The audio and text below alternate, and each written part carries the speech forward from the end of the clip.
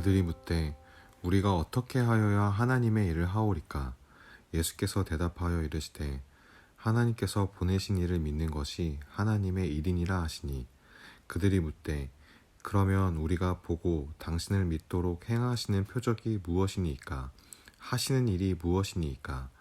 기록된 바 하늘에서 그들에게 떡을 주어 먹게 하였다 함과 같이 우리 조상들은 광야에서 만나를 먹었나이다.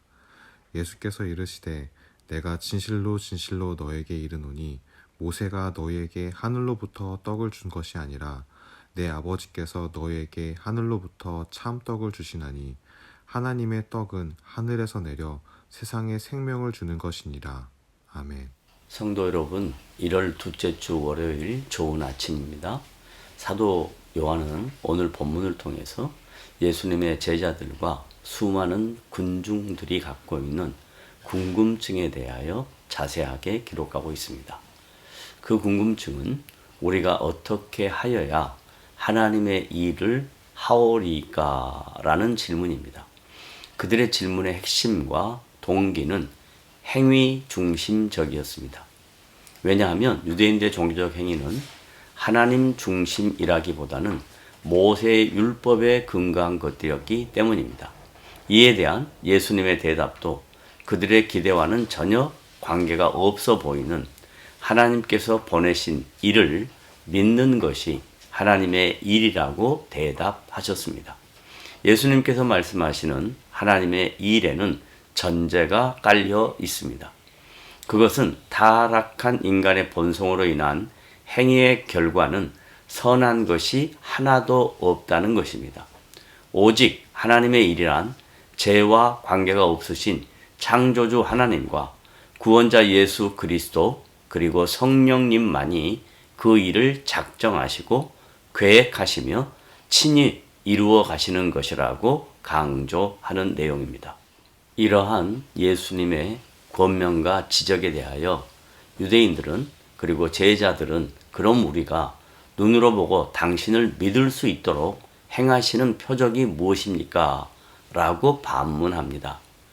사도 바울도 예수 그리스도를 인격적으로 만나기 전 행위와 율법을 강조했던 유대인으로서 자신의 동족들과 유대인들의 종교관을 매우 잘 알고 있었습니다. 그러나 인격적으로 주님을 만난 후 고린도전서 1장 21절로부터 31절 말씀을 통해서 유대인들은 표적을 구한다라는 것을 인정합니다. 뿐만 아니라 헬라인은 지혜를 찾는다라고 증거합니다. 그러나 예수를 믿는다는 것은 십자가에 못 박힌 그리스도를 증거하는 것이라고 헬라인들과 유대인들에게 동시에 권면하고 있는 내용입니다. 유대인들이 말하는 표적이란 구약에서 하나님께서 당신의 언약 백성들에 행하셨던 다양한 표적과 이적과 기사들을 동일하게 신약 시대에도 나타나기를 원했던 것입니다. 또한 헬라인들이 말하는 지혜란 철학을 근거로 한 인간의 이성을 강조하는 내용입니다. 그러나 기독교의 구원의 핵심과 복음의 본질은 예수 그리스도의 십자가와 부활이라고 증거합니다.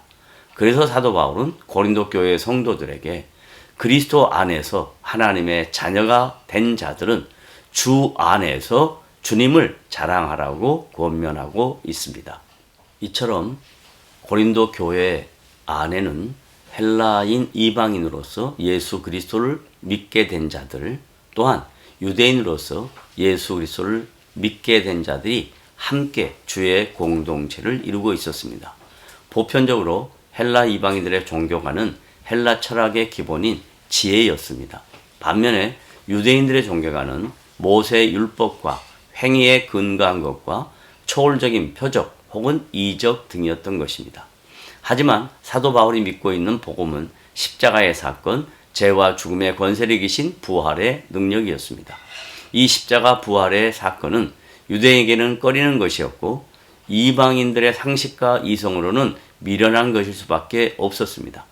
그러나 부르심을 받아 하나님의 자녀가 된 모든 성도들에게는 예나 지금이나 관계없이 하나님의 능력이며 하나님의 지혜라고 사도 바울은 고린도 교회 성도들에게 증거합니다.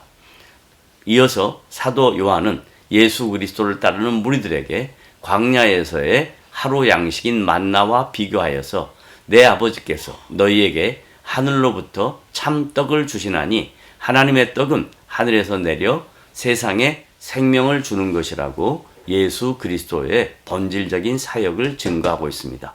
뿐만 아니라 예수님의 재림시까지 새 언약의 증표로 주신 성만찬 예식에 참여하는 자가 되어 주와 더불어 살며 주의 다스림을 받는 영광스럽고 존귀한 하나님의 자녀가 되었음을 강조하는 것입니다. 성도 여러분, 우리가 이렇게 하나님 앞에 존귀한 자가 되었고 영광스러운 자가 되었으니 한 주가 시작되는 월요일, 오늘도 여러분의 인생 속에 하나님의 선하신 다스리심과 하나님의 일하심의 아름다운 열매들이 풍성하게 드러나 여러분 주변 이웃들에게 선한 영향력을 끼치는 복된 지체들이 되시기를 주님의 이름으로 부탁을 드립니다.